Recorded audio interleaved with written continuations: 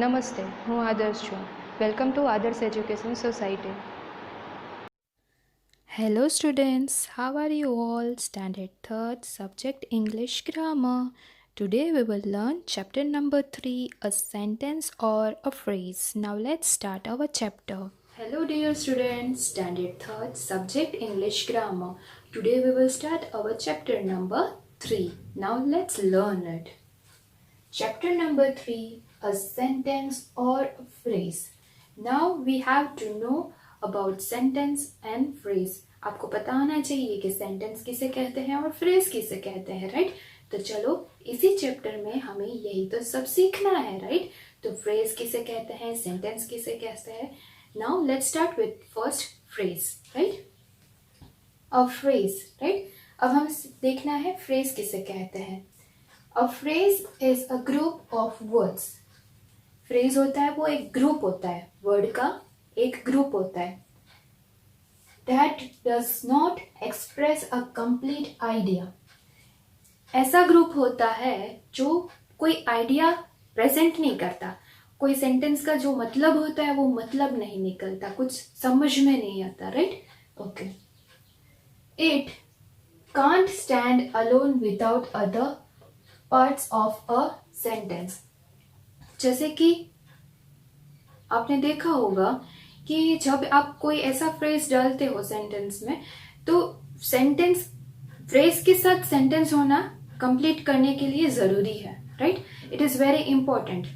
सिर्फ आप फ्रेज को ही आप लिखोगे, ऐसा एक शब्द का समूह हो, आप ऐसे ही लिखोगे, उसका कोई मतलब नहीं निकलता, उसकी कोई आइडिया नहीं आती, कुछ समझ में नहीं आता, वो कभी अलोन स्टैंड नहीं कर सकता. अलोन आप ऐसे ही लिखोगे, वो सेंटेंस छोटा सा जो फ्रेज आप लिखोगे कुछ समझ में ही नहीं आएगा. उसके लिए उसको उसके साथ सेंटेंस, पार्ट्स ऑफ सेंटेंस होने चाहिए. फ्रेज को कंप्लीट करने के लिए हमें एक सेंटेंस की जरूरत होती है. जैसे ही आप सेंटेंस को फ्रेज के साथ जोड़ोगे तभी वो कंप्लीट होगा और तभी हमें कोई आइडिया आएगा, कुछ समझ में आएगा, right? Now next we will say phrase are blocks that build a sentence. Phrase ऐसे blocks हैं जो उसको रख के आप एक sentence, complete sentence बना सकते हो, right? Now I had here some sentences for you. Once upon a time, long ago, at the end. तो आपने देखा हो ये सारे फ्रेजेस है. क्या है? Phrases. Once upon a time, you can't take any idea from this. आपको कोई आइडिया नहीं आ सकता कि वंस अपॉन अ टाइम क्या. तो आप जैसे ही आप अपने आप को क्वेश्चन करोगे तो इसमें से कोई आंसर नहीं आएगा, कुछ समझ में नहीं आएगा. अगर मैं ऐसे लिखूं once upon a time there was a village, तो आप कह सकते हो कि हाँ भाई मैडम विलेज के बारे में, एक दिन एक विलेज के बारे में बात कर रहे हैं, राइट? तो कोई आइडिया नहीं आता. Only we are using phrase, we can't have any idea from that. Okay. Long ago, आया idea? No, because that is a phrase, right? जैसे ही आप अपने आप को क्वेश्चन करो long ago what, no idea, right? We can't understand anything because this sentence is not complete. There is a phrase, only phrase, right? At the end. जब story की and आती है तो आप at the end ये हुआ, at the end that man punished, कि कुछ भी. लेकिन at the end के साथ हमें दूसरे पार्ट्स ऑफ द सेंटेंस की जरूरत होती है. जैसे ही पार्ट्स ऑफ द सेंटेंस आप रखोगे फ्रेज के साथ, तभी हमारा सेंटेंस कंप्लीट होगा, तभी हमें कुछ समझ में आएगा, तभी हमें कोई आइडिया आएगा, right? So children, I think your phrase doubt is clear, right? तो अब हमें समझ में तो आ गया है फ्रेज किसे कहते हैं. Now let's look next part of this chapter. Now student, we will see about sentence, right? Okay. A sentence contains a subject and a predicate. तो सेंटेंस कैसा होता है? सेंटेंस सब्जेक्ट का यानी कि विषय का, एंड प्रेडिकेट का उसकी विश्लेषण का, विशेषताओं का समावेश उसका इकट्ठा होता है सेंटेंस में, राइट? कंटेंट उसका साथ में होता है, right? The subject can be a noun और pronoun. The predicate contains the verb. Here is a example for you. The children are playing. Okay, तो बच्चों आप देख सकते हो the children, it means subject.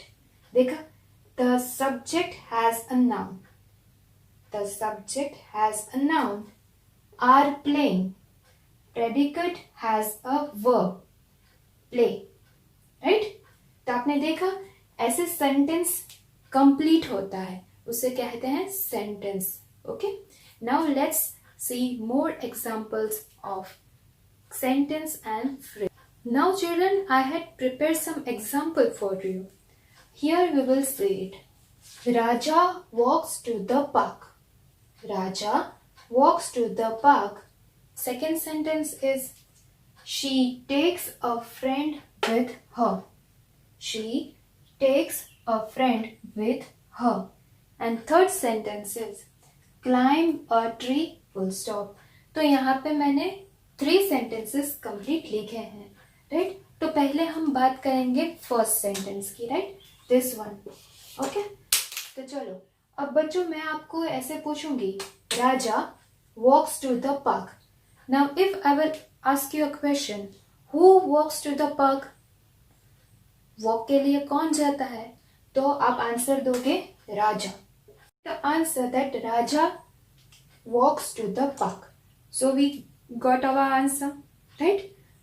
Now second sentence, she takes a friend with her. She takes a friend with her. अब मैं आपको question करती हूँ, whom does she take with her? अपने साथ वो कौन अपने साथ वो किसको लेके जाती है? तो आप आंसर दोगे her friend, राइट? तो यहाँ पे हमें आंसर मिला उसकी फ्रेंड, her फ्रेंड को साथ लेके जाती है, राइट? तो हमें इस क्वेश्चन सेंटेंस का भी आंसर मिलता है, right? When we ask first question, तो उसका भी आंसर हमें मिला राजा, राइट? एंड जैसे ही मैंने आपको सेकेंड क्वेश्चन किया, तो तब आपको यहाँ पे भी आंसर मिलता है हर friend, right?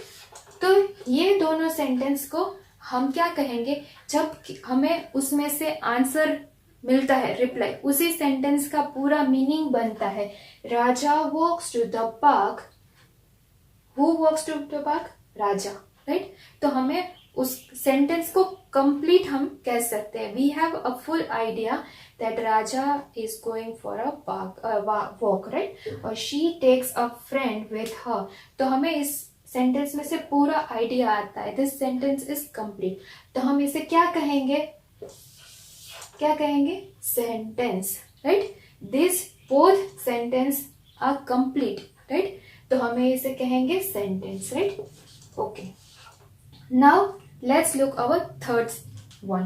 Example. Climb a tree. Climb a tree. अब मैं आपको क्वेश्चन करती हूँ, who climb a tree? Answer आएगा? नहीं, right? We can't give any answer of this statement. हम इस स्टेटमेंट का कोई आंसर नहीं देख सकते, क्योंकि this is a phrase. क्या है? Phrase. बिकॉज अगर मैं ऐसे कहूंगी climb a tree, Akshay is climbing a tree, तो आप कह सकते हो कि हाँ भाई अक्षय ट्री को क्लाइंब कर रहा था, राइट? और या फिर मैं ऐसे कहूंगी मंकी क्लाइम्स अ ट्री, तो आप उसका आंसर दे सकते हो कि हाँ भाई मंकी क्लाइंब कर रहा था, तो मंकी उसका आंसर आता है. तो ये पूरा सेंटेंस है. लेकिन जैसे ही आपने देखा मैंने क्लाइंब अ ट्री क्वेश्चन किया, who climb a tree? Answer, no answer for that statement, right? तो हमें जहां पे भी कोई आंसर नहीं मिल रहा है, कोई आइडिया नहीं आ रहा है, कुछ समझ में नहीं आ रहा है, राइट? तो हम उसे क्या कहेंगे? Phrase, right? Number third example phrase है, और 2 एग्जाम्पल्स मैंने जो आपको एक्सप्लेन किए वो सेंटेंसेस हैं.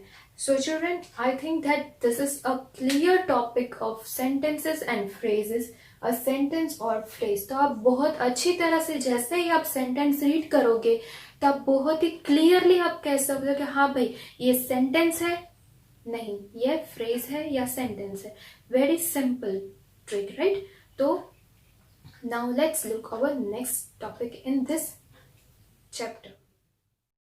Thank you for joining us.